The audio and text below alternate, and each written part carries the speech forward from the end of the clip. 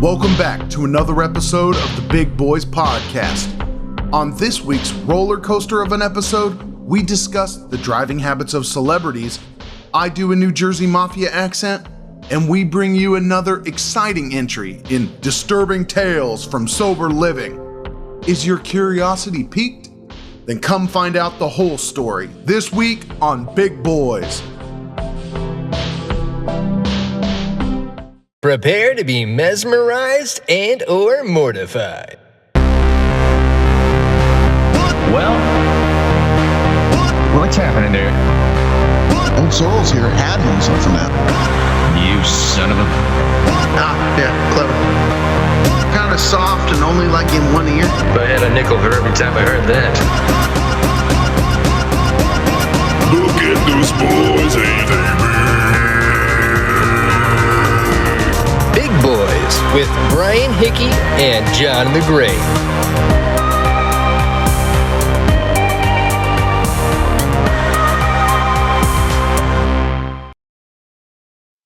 You sure you got them all recording? Your camera's going and everything? Yeah, let's see. Glad we got you around. That always confuses me because I got the webcam going, then I forget I'm recording on a separate. Yeah, you're doing literally the same thing I am. Yeah. It's not a novelty on your end, buddy. Okay. Now, for the second and final time, I am recording on all platforms. Clap. All right. Let's do the damn thing. Yes. All right, I'm going to start. Greetings, everyone, and welcome to another fantastic episode of the Big Boys Podcast. I'm your host, Bryan Hickey. With me, as always, is my cohort in all things podcasting, the man, the myth, the legend, always wearing a shirt of some sort of redness, Sir John the Great. In this episode, we're going to discuss passions, inspirations, celebrities with vanity plates that say exactly who they are, and all sorts of other topics that, might come up with our ADHD-riddled brains. But before we get to that, first of all, first things first, John, what's new with you? What is new with your junk? Nothing. About the quick answer. No, nothing really. The only thing I was thinking, and I'm curious to hear your story, is this celebrity who has a plate that's exactly who they are. I'm just thinking, what if it wasn't that person after all? Like, that would be, And I have thought about that, and I do appreciate you phrasing it in that way, because I have since calmed down from my road rage of when I first informed you of this scenario, and it's like, I don't need to put this person on blast. The media is already doing that enough as it is, and I'm not going to get too descriptive of this guy, because then that's obviously I'm just leading breadcrumb trails to who it is. But I will also, the other part of me is like, why should I care that much when he's literally driving a vehicle that states exactly who he is? Like, he's leaving breadcrumbs, I'm just picturing a hilarious situation. I think it'd be funny when it's like, got his name on it, you get up to the window and like, oh, that's not him at all. Like, just someone somewhere decided to get like that name, get a vanity plate. I'll put it this way. Like, that was kind of my thoughts as well. I was like, this is too on the nose for this to actually be that person. Like, it's too comically on the nose.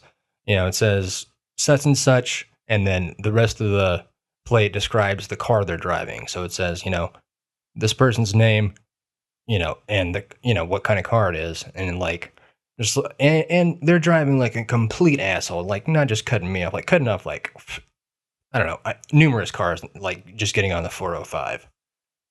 And, I had the opportunity to drive past them as I was coming from my AA meeting and going towards my community service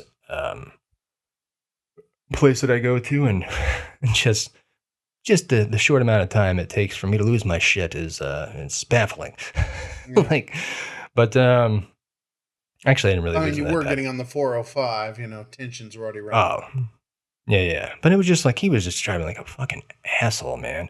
And this person doesn't have a great reputation of not being a douchebag.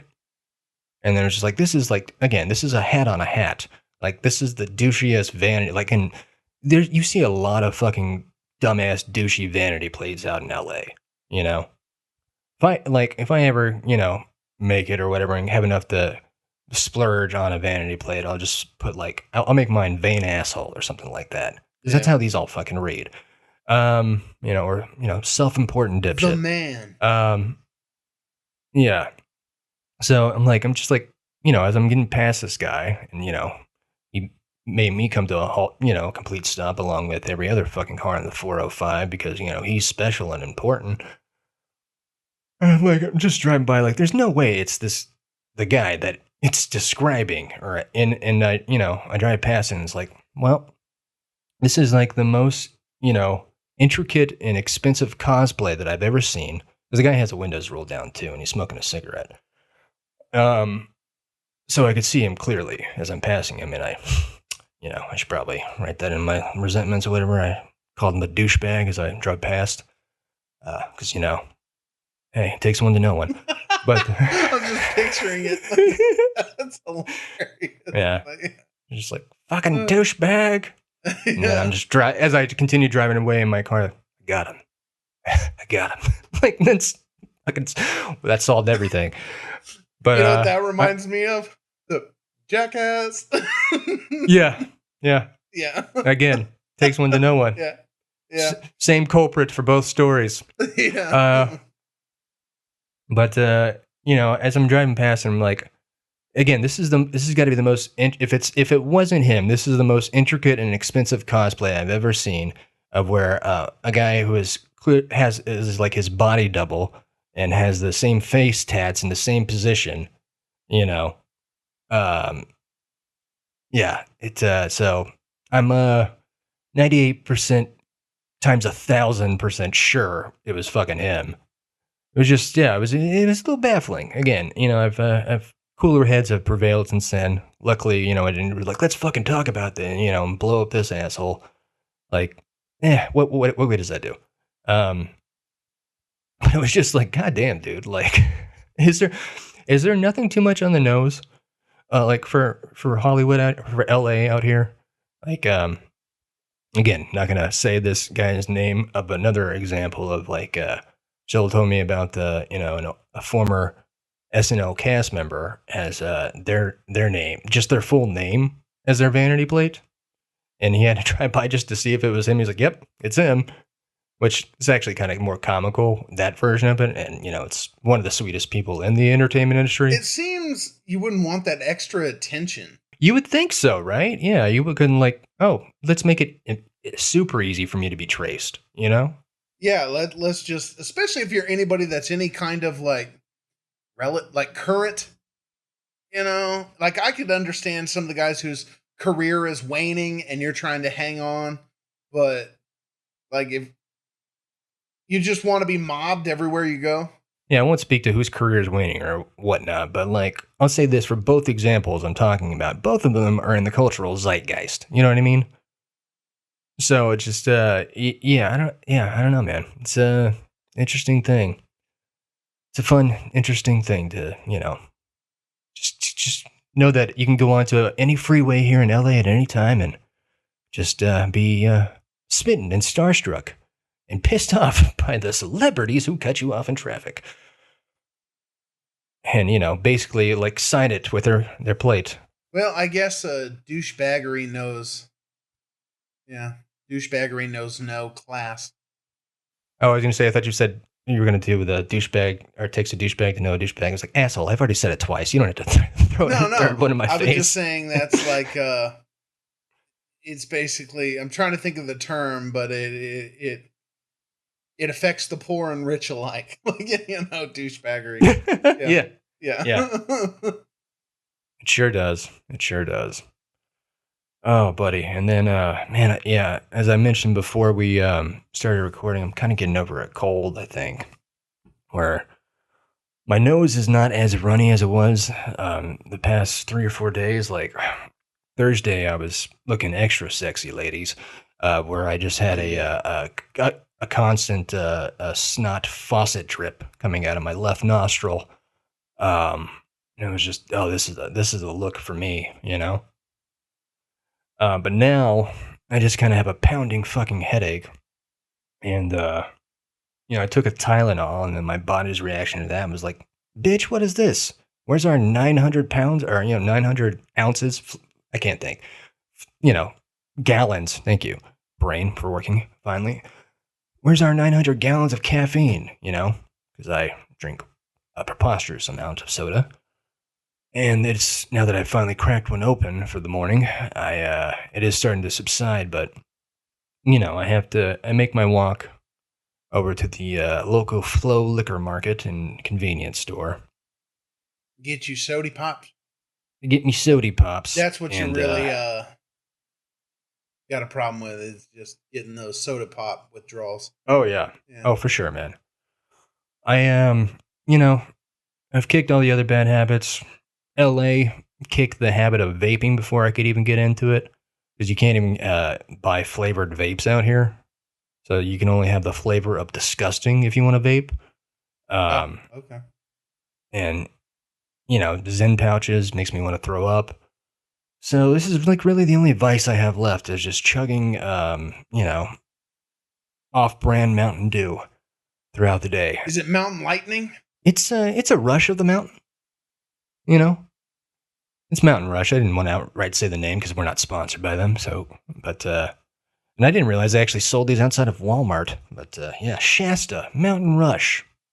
It's close enough to Mountain Dew. And cheap for the broke motherfucker in you. Oh, I didn't know that one. Okay. See, this is one of those. Let's disclose to our viewers, we are not sponsored by them. Bryan just genuinely enjoys that product. I genuinely do. I need it for survival. Yeah. They're not making us say that. That's the truth. Yeah, it is the truth. It really is. And this is kind of piggyback off of what we talked about in our last episode that will never see the light of day now, and we'll get into that a little bit later. But I believe last time we chatted, I informed you about how a guy just kind of like, came to being crazy, like while I was walking past him, and I thought like, oh, okay, he's just, being nuts. Oh, yeah. And I'm just in the general vicinity when he just decided to do that. Yeah. And then turns out he was following me and screaming, "No, you!" And then, of course, having to deal with these fun-filled adventures at my work and community service, I'm pretty well equipped on just nipping that shit in the bud.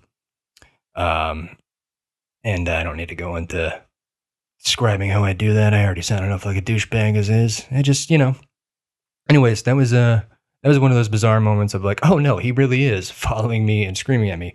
This version, as I was making my way to get my sodas this morning, I was passing by this black homeless guy, and it was almost, again, it's almost like, player activated.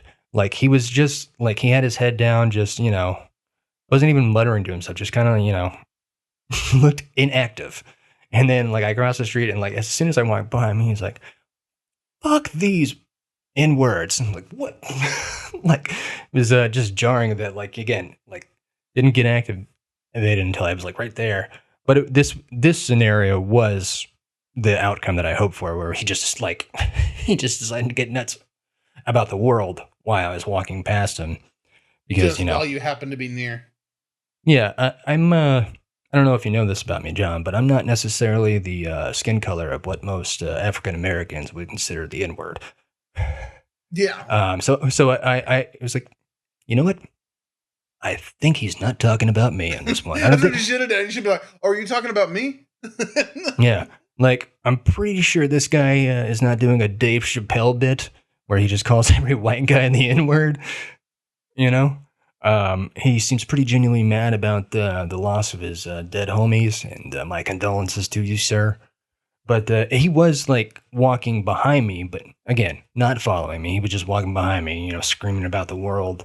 So I got that going on behind me. And like, just because, I now know post-mortem that he wasn't following me, doesn't mean at the time I wasn't like, having fucking eyes in the back of my head. Yeah. And then this fucking tweaker meth lady is coming in the front and like, hey man. I'm like, Jesus fuck. Like I have a, like, it's times like these where I realize that like there is a God and he loves to laugh at me, like, because it's like, this is like just like within the 5-minute span it took for me to walk there, get the sodas and come back, just unending circus, just surrounding me, just like, Jesus Christ, like I have a pounding headache. I'm just trying to get the stuff I need to take care of that. And then, my favorite ice cream truck delivery man I'm saying, like, I cannot stress the fucking pounding headache I have. And I'm just, walking away from nuts, seeing that still happening in the background. And then it's like, oh, finally, I'm getting away from that. I'm getting back to my street. And then the ice cream truck with his bark, hello, and like blasting at the fucking top speaker or whatever, and just like driving like 5 miles an hour. Like, just keep going, buddy. Like, again, he doesn't know this, but like I have a pounding headache. The last thing I want is a fucking frozen treat to get brain freeze on top of it. And also, your fucking speaker is obnoxiously loud. Obnoxiously loud, dude. Like, I'm surprised it's not scaring children. But yeah, so it's fun. It's fun stuff. You ever see the homeless get ice cream? I guess.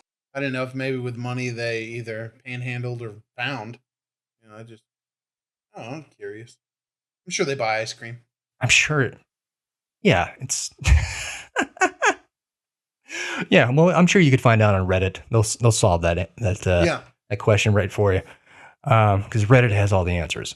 And just for me to get on wrap up my rant about dealing with crazy people on a regular basis. As I was going to, no, this was a later day. But another day, this past Thursday, as I was dealing with a dripping faucet from my nose of snot, I was going to do community service at the place I do it here because there's no rest for the wicked. And just like feeling like shit and just walking in the door and immediately met with, oh shit, I'm running out of disk space? Fuck me. Okay. Hold on. I need to fucking delete some shit. Fuck. Did not see that coming. Running out of what? Disk space? I ran out of disk space because I haven't deleted the old shit, the season finale shit. So just hold on for me. Fuck me. Okay. Sorry about that, ladies and gentlemen. I experienced some technical difficulties, but we are back. Anyways, wrapping up my story about just dealing with fun-filled people that are unhoused and just going through it. I went to go do community service on Thursday, and feeling real sick, and snot nose dripping out. Yada, yada, yada. Immediately walk up the steps and just two homeless guys just fucking going at each other, throwing shit. Hey, man, you took my baloney. Yeah. It's interesting, man. Like when I've noticed like patterns about like whether it be at the psych ward that I spent a week at while waiting to get into rehab, or the rehab that I was at, or the sober living that I was at for 3 months following the rehab. When you're in these like enclosed communities, and like it might as well be, because these guys spend all the day hanging out at this place because they can, because we're not going to kick them out until the end of the night because we can't let them sleep there. But when you're in like a tight-knit, close community, people always, someone always comes along and has to pick up the role of the troublemaker, or the one that everyone's like, God damn it, And for the longest time, it was this woman that I told you about before. Yeah, I remember her. Yeah. Some other fucking schmuck comes along who was just another guy that was there. Then that person suddenly decides like, oh, I got to be the troublemaker now, even though they were just existing fine. The role has vacated. Exactly, man. And and again, to put it back on me, eventually, I feel like I became that person at the latter stage of me leaving my sober living place, just because I was hemorrhaging money and had simply enough of the. I'll just say it, and it's probably not accurate, but somewhat of gaslighting from my therapist there. Oh, okay. About well, fancy place. It's the circumstances of like, obviously they can't give out patients information, but here's what you could have asked me, guys, was like, hey, would you have any issues living with a PDF file? Oh. And if you said that, I would have said, yeah, don't make me fucking live with that guy. And and I just huh? I don't know. I don't want to say, because I don't know anything about the place, but I don't want to say they don't care, but it's probably like, to some degree, they got the resources that they got, and I don't know if they can afford to be picky about letting everyone pick their roommate. You know what I mean? Buddy, I don't know if you know anything about recovery, but it's a very profitable business. Well, I know that. Okay. Yeah. They could afford to be picky, but they don't because they make more money. And then let me wrap up the community service thing. We'll get back to that. You're going back in time with some of these, Yeah, well, it just I've been very introspective this week, for a lot of reasons. But so, anyways, this guy who is, one of the guys who's, getting in an altercation with another guy, is, starting to try to drink on the premises, and it's like, dude, come on, this is like, we have AA and NA, like we have anonymous, like we have meetings specifically for people getting sober. You can't just be at the front door, just throwing fucking vodka down your neck. Come on, man, you got to make an effort. Yeah. Like, at least, hide in the back alley or something, and come here. But and so he's been kind of outrageous about that, and then also, I feel for this other guy because he's clearly, I mean, I'm not a doctor, I can't diagnose him, but there's definitely something going on where he's just extremely loud, but he's a very positive guy. Like, but like, if you're a drunk tweaker going through it, probably like he's just like, Willie, shut the fuck up. And he's like, what? I didn't like, like the other guy is just like, I'm sorry. Like, but he's genuinely like trying to like, calm the guy down, but is also doing it at such a volume that like will break your eardrums. Like, you just got to be positive, bro. Yeah. Just like, he doesn't really know how to control the volume of his voice. Like, so yeah. But okay. So back to sober living joint. I'll wrap up that story. I had to live with a PDF file for 3 months. And I think I might have told you about it afterwards, but I definitely didn't talk to you about it during, because it was just like, I didn't tell anybody about it until I got out of there, because it was just like, that's another layer I can't handle. Well, that's not exactly the kind of thing you just want to share. Well, yeah, that, and just like, obviously I didn't go there because, I was concerned about what's going on in everyone else's life. I was there because I had to handle my shit, and I was trying to stay focused on that. But it was getting very uncomfortable because, again, they didn't tell me that, all I knew is that I was going to live with 2 sex addicts. And, as a guy who went in there with drug and alcohol problems, and I learned to not be, to not scoff at anyone else's, predicaments. Because the other guy I lived with was fine.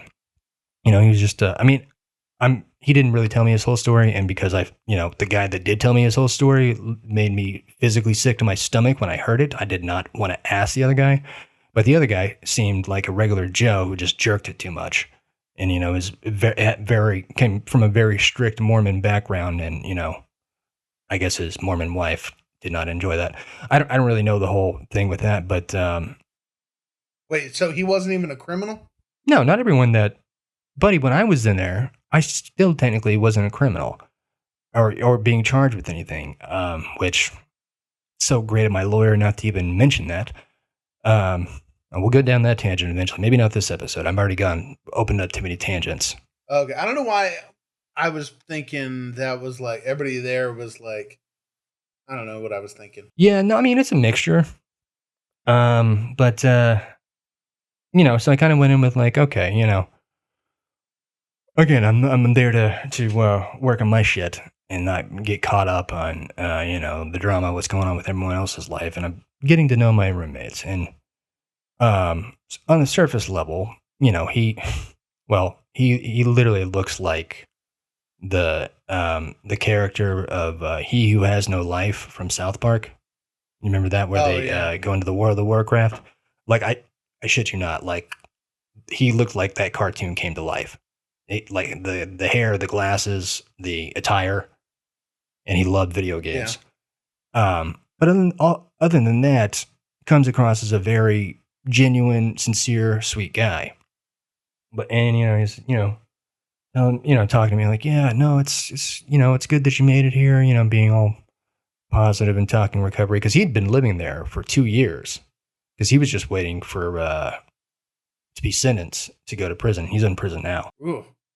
And I don't even know the specifics of it because I didn't once I kind of digested like, Jesus Christ, he's telling me that, him being a sex addict, which I hate, I fucking had so much animosity towards the phrasing of him getting to call himself an addict. And, here I am calling myself a drug addict and alcoholic and then just being like, yeah, oh yeah, same, like, no. Pause. You're a totally different fucking animal. Like, again, I didn't mean to come in here all judgmental, but when it's like this fucking PDF file, I was like, oh man, yeah, we got, similar stuff. Like, no, we are not the same. No, we are not. Yeah. Like this will make me want to be like, nope, not an addict. Whatever. If you're gonna be calling this fucking guy an addict, not me. No, sir. But like, yeah, he's slowly, because when you get into those situations, you like, it's like prison light. You know what I mean? Where you're like, oh, what are you in bail? Like, even though again, I was not there under any court order or anything like that. But what basically like, well, what are you here to work on? And then he slowly kind of just describes his situation, and I didn't really. I mean, again, like how people dramatically say that, like, oh, I heard this or I saw this, and it just made me sick to my stomach. This is literally the only time where I've actually physically experienced that. Like when he's divulging to me, like. And I'm just like, I'm the fucking having the epiphany of like, oh my God, he's a PDF file. I'm fucking living with a PDF file. I'm figuring this out on my first day. Like, I'm just like, I almost threw up on the fucking spot. I'm going to go ahead and say too, the algorithm's probably going to just squash this episode. Hey, guess what? Fuck the algorithm, John. Yeah, just saying, I realize you're recounting a true story, but. Yeah. And if I guess I should call him a PDF file or whatever, however the fucking YouTubers get around him. But we're not monetized. And they squash all of our videos, unless I'm talking about queso, which I think we've run that bit in the ground. But listen, man, this is what I'm trying to do here also. And I would like for you to, take part in joining me of like, we got to bleed a little for the podcast, John. We got to be revealing, We gotta show them who we are, and talk about our experiences. And I won't apologize for, talking about a fucking experience in my life that was like bizarre and nuts. Well, I don't think anybody's gonna have any sympathy for him. I'm just saying, how the algorithms are, Yeah, I know. But here's the other thing too. It's not that I don't even have empathy for the elements of the guy, of the human being. Because he was definitely, though he was, able to hold down a job, and at the time, he was going through a divorce. Shocker. So he had been married, and basically what I got from just the context of what he iterated in his story, well, actually, I don't know, because then he'd said something later, and I was like, wait, did you actually, what I originally thought was that he was raided by the FBI for having pornographic images, you know, and which is like still fucking awful, disgusting. And if I'm gonna try to be, you know, Mr. Positivity, at least he was there trying to get the help to stop doing that and putting himself in a facility where he would, you know, there's things that are gonna, like, he had like no internet access except for when he was talking with kids through his game headset. Yeah, that's creepy. Yeah, it was again just like that kind of shit. It was just started slowly simmering, you know, under the surface with me. Not to mention, again, as I said, you know, recovery is a very profitable business. They gouge the fuck out of you. Oh yeah. Like I was paying, you know, for what it would be a decent fucking studio apartment in Culver City out here. Like that was what I was paying for, like a cot in a 3-bedroom, you know, apartment. Shared. Yeah, but which, you know, it was in an apartment complex too. Like they just rented these apartments and subleased them for, you know, upwards of $2,000 a month. And for an apartment that was probably at most like $1,200. And yeah, so dealing with that, and I thought he had just got caught looking at the images, but then he was talking about how there was another case similar to his where and the guy that he was referring to had diddled someone's kid, but he was well, first of all, this guy, again, I'm not making excuses, still terrible behavior, but this guy had mental issues like diagnosed, like, Well, it sounds you like know, it. Yeah. yeah, was like, you know, on the spectrum, on the far end of the spectrum, and the family had forgiven him. I don't know what their ordeal was. Like they're like, we just want him to be able to get help, and you know, we don't necessarily want to press charges, but of course, I think it was the state of Oklahoma. I'm not sure, but you know, any state in the South, or I hope in the U.S., is like that's beautiful and all, but we don't let that shit go down in our state. Oh, they're gonna bring charges. Yeah. Yeah. But he was like, but I guess it was more lenient charges because of the family that came forward and made that plea with the judge. And he's like, well, maybe they'll do that with me. And then I was like, I didn't ask that, but like the bomb went off in my head. I was like, what with you? Like, did you know these people? Like, did you know this child? Like, it's like, oh my God. Oh, Jesus Christ. Like every time I talk to you, this fucking story gets worse. You know, like, it's like, I don't want, like, if you did know this fucking kid, stop telling me. I don't want to fucking know. Dude, yeah, I probably would have cut him off, but I don't need to know. I don't want to know. Well, I basically did. Like, I just like, and also there's like, again, he was other than the obvious elephant in the room. He comes across like a functioning member of society, but like, fucking things were not clicking in his brain. You know what I mean? Like, where he was talking about, like, you know, well, I've been talking with his therapist, and you know, like, when the time comes or whatever, you know, I just don't want to have any secrets. It's like, are you fucking nuts? Like, you are not going to last 2 fucking days if you go into prison telling everyone that you were here because of PDF charges. Yeah, keep that shit to yourself. One way or another, they're probably going to figure it out. Oh, for sure. I don't think our viewers want to know. Well, I didn't want to know, but if you guys are tuning in for entertainment, damn it. Yeah, trigger warning, everyone. We probably should have said this a long time ago, but this has gone way off the rails. Yeah, but this is why you do the intros, buddy. You can give them the trigger warning and that. But hey, man, you guys want to tune in to find out what's going on in our lives? I'll tell you. All right. You want to walk down this road? I've seen some shit. All right. I thought this was supposed to be a comedy podcast. I'm trying to be funny about it. Look, you're chuckling. Yeah, And the guy did go to prison. I'm doing my best here, but it's kind of hard when.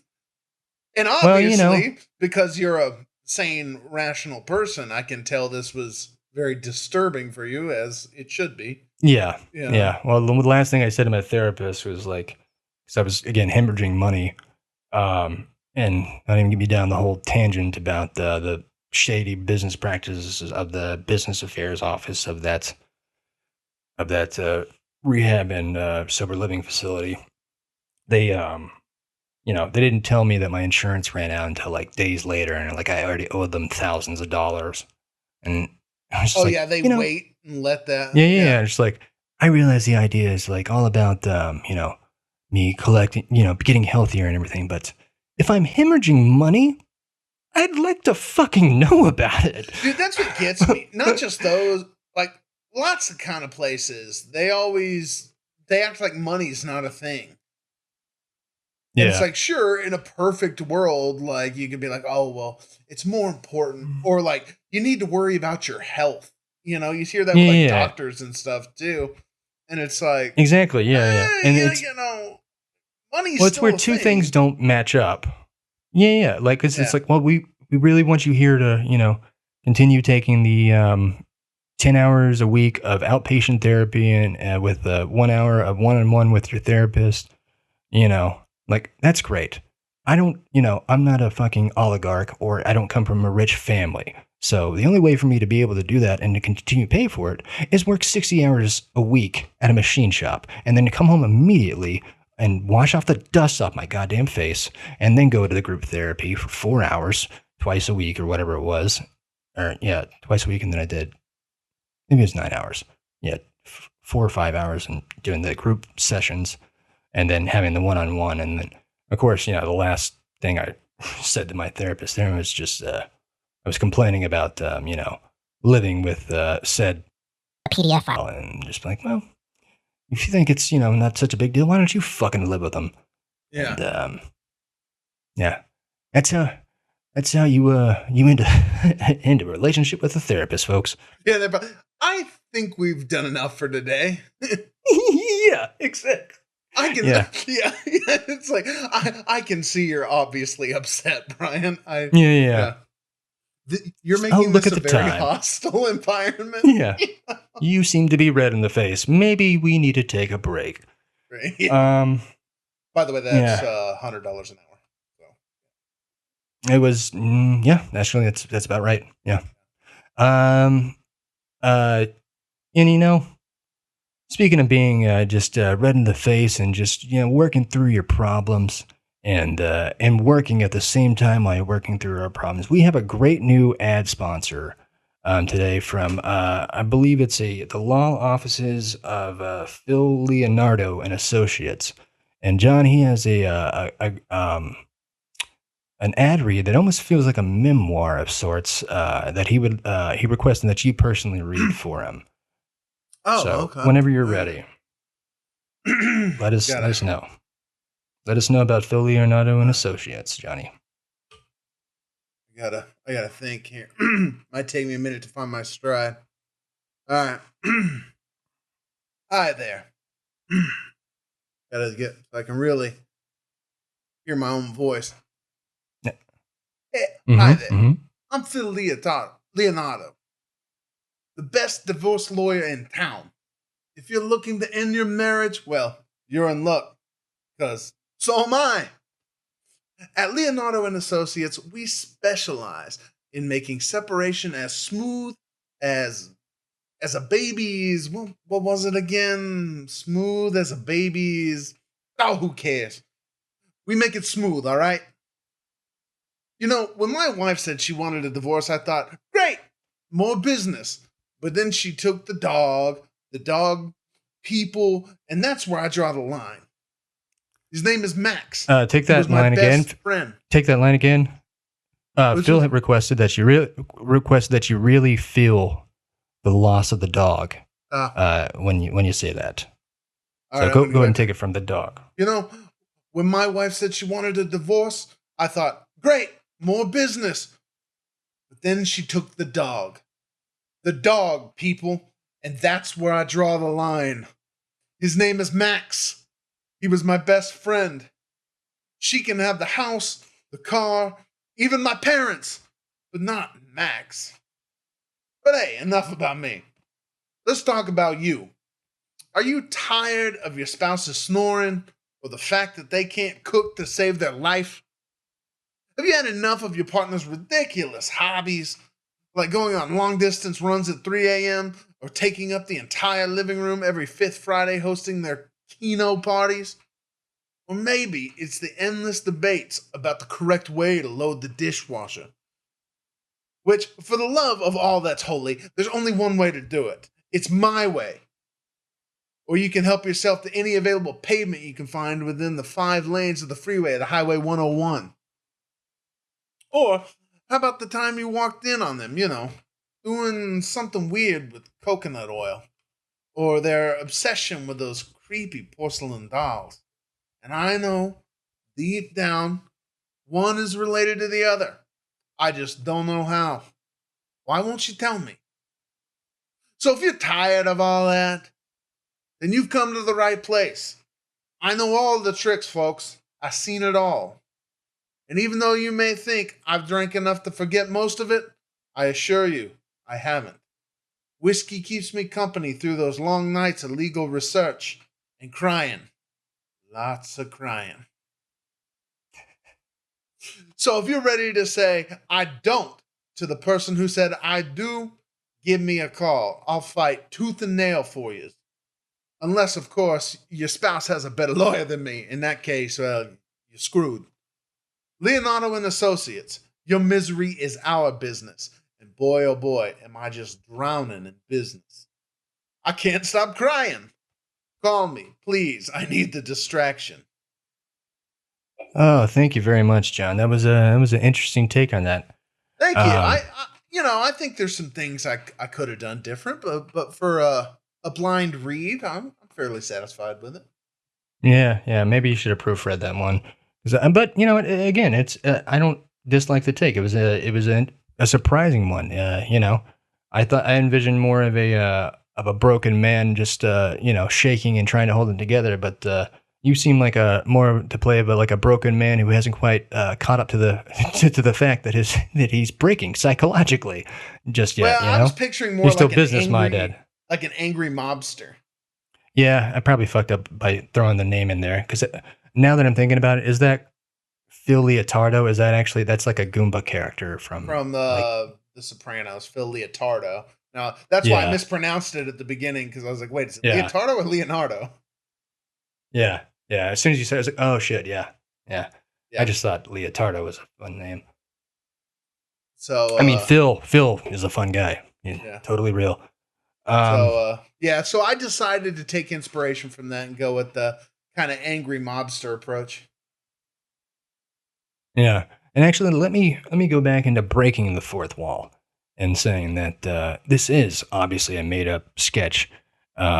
But the reason you folks won't be hearing our previously recorded episode is because old Bryan guy thought he could, poke fun at a certain company that allowed him to do an audition, and I mean it was in jest, it was lighthearted fun.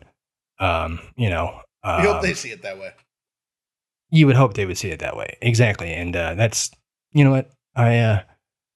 Given some of the stories I've just told you, I've long since learned not just to rely on hope. So it's just like, and as fate would have it, as soon as we were finished recording that episode, within the week, and I never thought this would have happened in a million years, otherwise I wouldn't have put so much effort into writing a fake ad for that company that I was very proud of, but they'll probably never see the light of day now. But anyways, they offered me another audition. And this one was like, if you get it, essentially, here's a blank check. Tell us your rate. So, when you find yourself in the cozy particular neighborhood that I'm in, is not as quite as warm and welcoming, and I have no goddamn air conditioning, and I live in a glorified shack. When someone says, hey, we'll pay you a good amount of money, but all you got to do is shut up about critiquing us, your boy found out that, hey, No problemo. yeah, you just got yourself a sellout. Yeah, exactly. You know? This is another one of those. Hey, what? You never seen a hypocrite before? Yeah. I was just thinking that too. I was like, as soon as I saw it, I was like, what, never met a hypocrite before? Fuck's your problem? Yeah, exactly. Yeah. Oh my God. I laughed for days the first time you said that to me. Did you come up with that, or did somebody else say that to you? No, I think I got it from a show, but it's a great line. Yeah. It is, yeah. Fuck's your problem? Oh man. Yeah. Well, it's been a ride this episode, for sure. It has. This one has been an emotional roller coaster. But, we gave our viewers a peek behind the curtain of old Bryan, maybe a peek that they didn't really want, but they got it anyway. Hey, don't go putting that in their head, okay? This is good stuff. Well, let me recontextualize that. This is interesting stuff we're talking about here. That's true. It is a real life story. Yeah. Yeah. Sadly. Traumatically. Scarred in my brain. And I got to do something with it. And I feel like it's been a pretty damn entertaining episode. Unfortunately, we had that momentary hiccup with the recording, but I don't think that's going to be too much of a bummer. Johnny, anything else you wanted to add? No. Before we sign off? No, other than, no, actually, no, there's no other than. Well, we're going to have to change that eventually. Damn it, I'm not going to be the only one bearing my soul out here. Well, okay. If that's the case, I'll just go ahead and say what I would say, other than I'm fine with going ahead and ending because I really have to pee. You know what? Ask and you shall receive. Yeah. That was pretty revealing. Have yourself a good piss. This has been another episode of the Big Boys Podcast, and we will see you next week. Adios.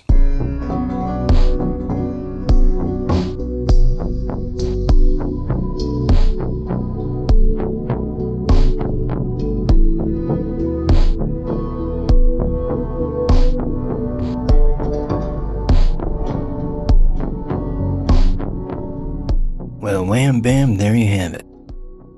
Real stories from a real guy doing his best to keep it real with you.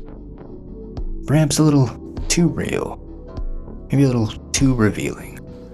I had to cut out a little bit at the end there because I feel like it was a little too much painting the picture of where you could find said PDF file. And as much as I didn't enjoy living with that guy, I probably would have felt pretty guilty if, I revealed how people can find him and send hate mail and all that shit. I don't need that on my conscience. Just trying to, give interesting content and talk about my life, and just, try to keep up with John with, his profound stories of being a human being who tinkles and shits. Man. That guy, it's just like too much of an open book. Am I right? Like, take it down a notch, player. We have a consistent fan base of 40 people,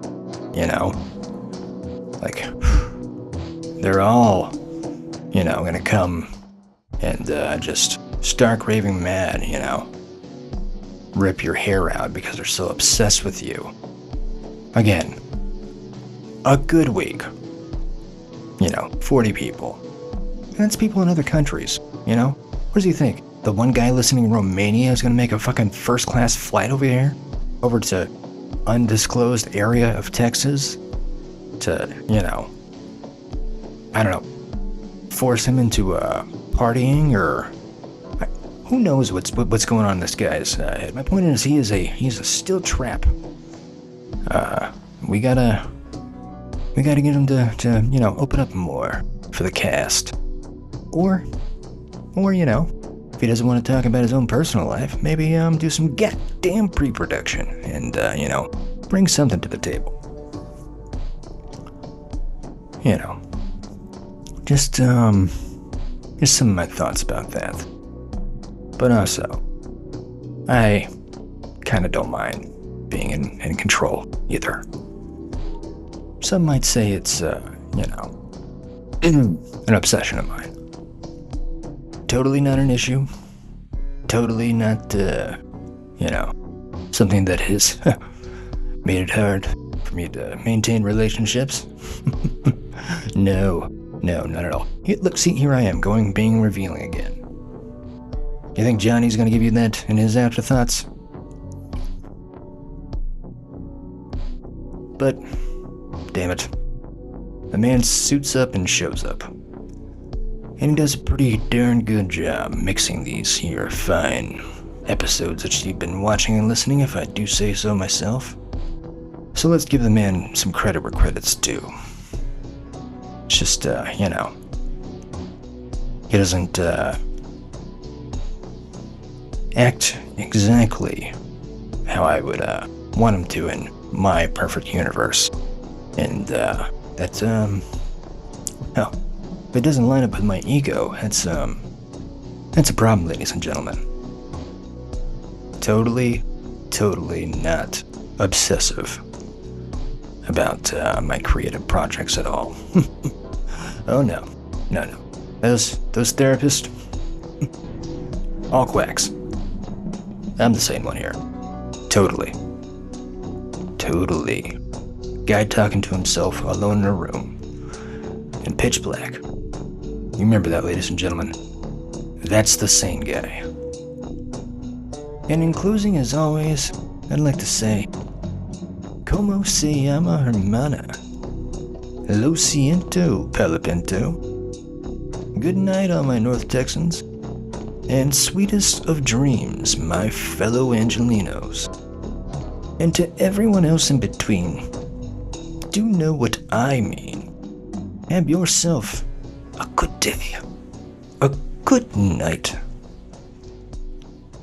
Keep it right. Or left. Whatever direction you find yourself going. Just tune in, for this has been another episode of The Big Boys Podcast.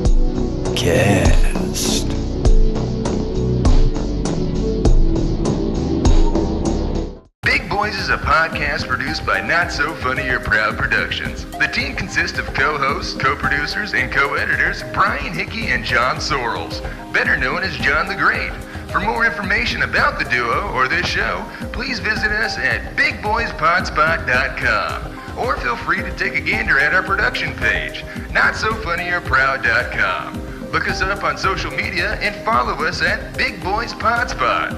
New episodes drop every Thursday on every popular podcast hosting platform known to man. So please be sure to like, subscribe, vibe, describe, contrive, confide, collide, abide, preside, tell your tribe, and most importantly, do prescribe. Me an elixir for talking out the side of my neck.